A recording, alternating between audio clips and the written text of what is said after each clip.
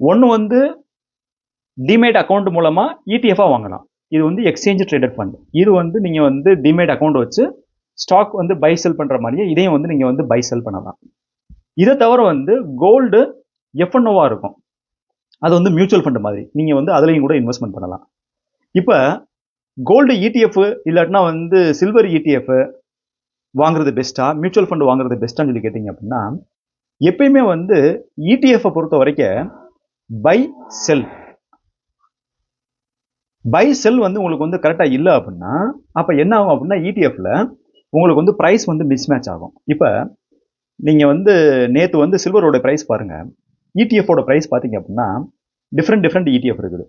Kotak ETF இருக்குது, Zerodha ETF இருக்குது, ICICI mutual fund ETF இருக்குது. ஆனால் இடிஎஃபோட ப்ரைஸ் பாருங்கள், ஒன்று வந்து 3% ஏறி இருக்கு, இன்னொன்று வந்து 8% ஏறி இருக்கு, இன்னொன்று வந்து 5% ஏறி இருக்கு.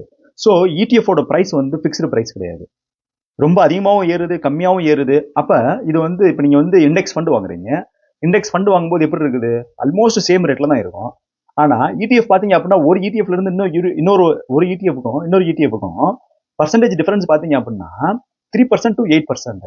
இந்த வேரியேஷன் எதுக்கு வருது அப்படின்னா பிரைஸ் மிஸ்மேட்ச் எதுக்கு வருது அப்படின்னா ஷார்டேஜ். சில்வர் வந்து எல்லா பேருமே போய் வாங்குறாங்க இப்போ. அப்போ எல்லா பேரும் வந்து சில்வர் வாங்கும்போது அதனுடைய டிமாண்ட் அதிகமாகுது, பையர் அதிகமாகுறாங்க, செல்லர் கம்மியாகிறாங்க. அப்போ அங்கே வந்து ஏயுஎம் பிளே ஆகும். ஏயுஎம்னா என்னது, அவங்களுடைய அசட் அண்டர் மேனேஜ்மெண்ட்.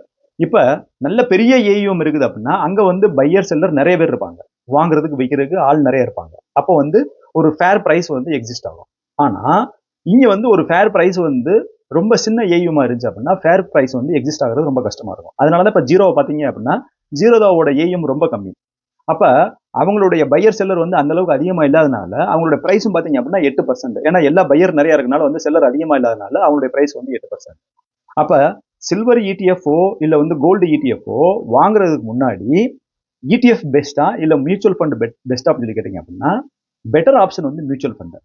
இடிஎஃப்ல வந்து அன்னைக்கு இருக்க ப்ரைஸுக்கு வந்து பையர் செல்லர் டிமாண்ட் சப்ளையை பொறுத்து வந்து மாறும். மியூச்சுவல் ஃபண்டில் அட்லீஸ்ட் அந்த ப்ராப்ளம் இருக்காது. உங்களுக்கு கிடைக்கக்கூடிய ப்ரைஸ் வந்து பிசிக்கல் கோல்டோட ப்ரைஸுக்கு ஆல்மோஸ்ட் ஈக்குவலாக வந்து கிடைக்கிறதுக்கு வாய்ப்பு இருக்குது. ஸோ மியூச்சுவல் ஃபண்ட் வாங்குறது ஒரு பெட்டர் ஆப்ஷன்.